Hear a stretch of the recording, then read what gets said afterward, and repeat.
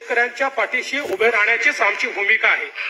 यावर्षी अडचणीत असलेल्या कांदा उत्पादक शेतकऱ्यांना आवश्यक ती मदत केली जाईल।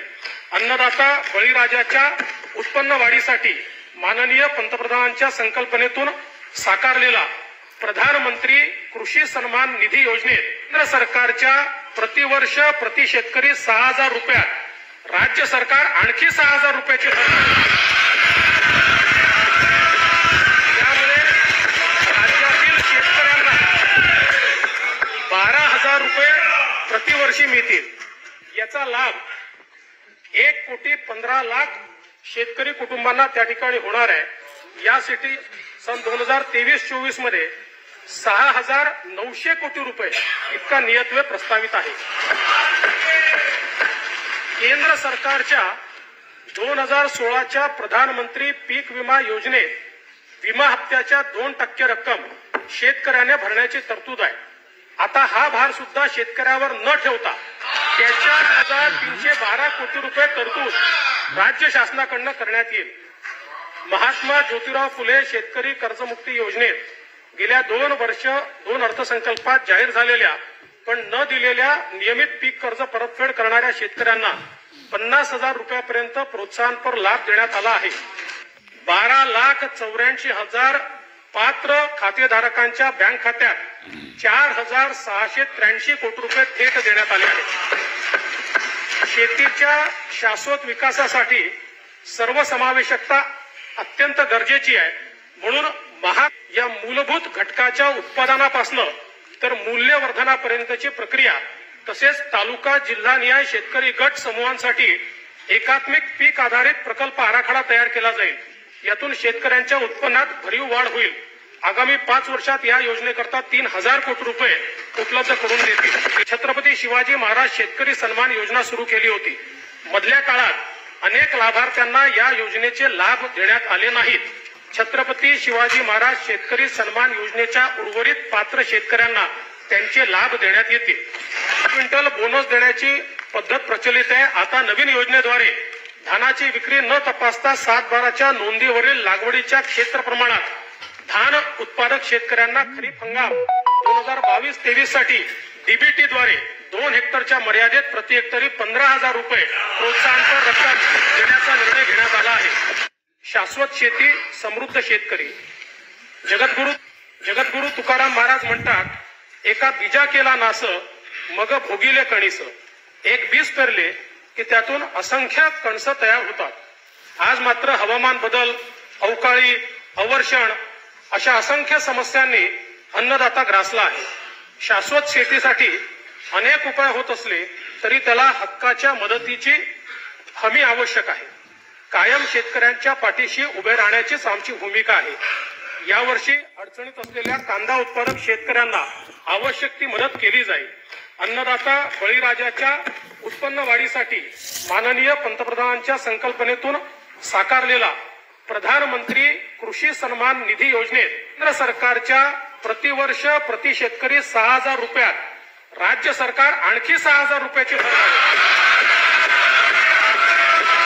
त्यामुळे राज्यातील शेतकऱ्यांना 12,000 रुपये प्रतिवर्षी मिळतील। याचा लाभ 1,15,00,000 शेतकरी कुटुंबांना त्या ठिकाणी होणार आहे। यासाठी सन 2023-24 मध्ये 6,900 कोटी रुपये इतका नियतव्यय प्रस्तावित आहे। केंद्र सरकारच्या 2016च्या प्रधानमंत्री पीक विमा योजनेत विमा हप्त्याच्या 2% रक्कम शेतकऱ्याने भरण्याची तरतूद आहे। आता हा भार सुद्धा शेतकऱ्यावर न ठेवता 4,312 कोटी रुपये तरतूद राज्य शासनाकडून करण्यात येईल। महात्मा ज्योतिराव फुले शेतकरी कर्जमुक्ती योजनेत गेल्या 2 वर्ष 2 अर्थसंकल्पात जाहीर झालेल्या पण न दिलेल्या नियमित पीक कर्ज परतफेड करणाऱ्या शेतकऱ्यांना 50,000 रुपयापर्यंत प्रोत्साहनपर लाभ देण्यात आला आहे। 12,84,000 पात्र खातेधारकांच्या बँक खात्यात 4,683 कोटी रुपये थेट देण्यात आले आहेत। शेतीच्या शाश्वत विकासासाठी सर्वसमावेशकता अत्यंत गरजेची आहे। म्हणून या मूलभूत घटकाच्या उत्पादनापासून तर मूल्यवर्धनापर्यंतची प्रक्रिया तसेच तालुका जिल्हानिहाय शेतकरी गट समूहांसाठी एकात्मिक पीक आधारित प्रकल्प आराखडा तयार केला जाईल। यातून शेतकऱ्यांच्या उत्पन्नात भरीव वाढ होईल।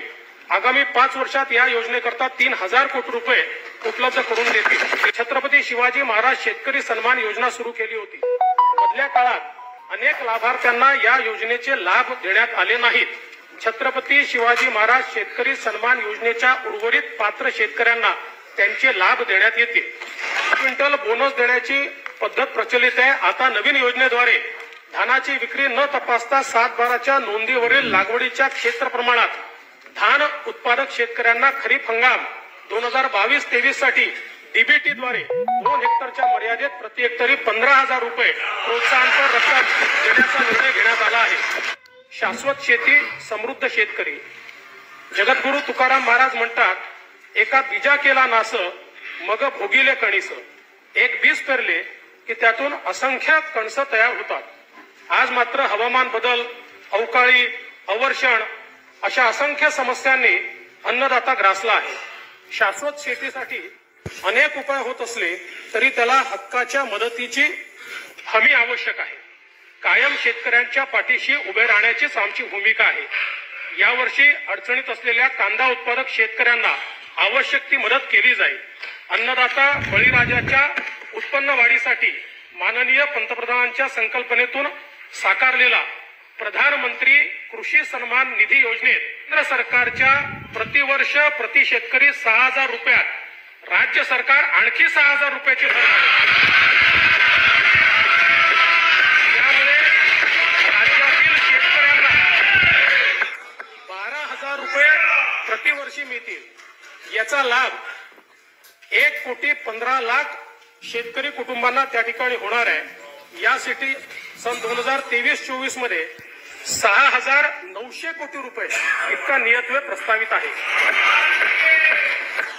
केंद्र सरकारच्या 2016च्या प्रधानमंत्री पीक विमा योजनेत विमा हप्त्याच्या 2% रक्कम शेतकऱ्याने भरण्याची तरतूद आहे।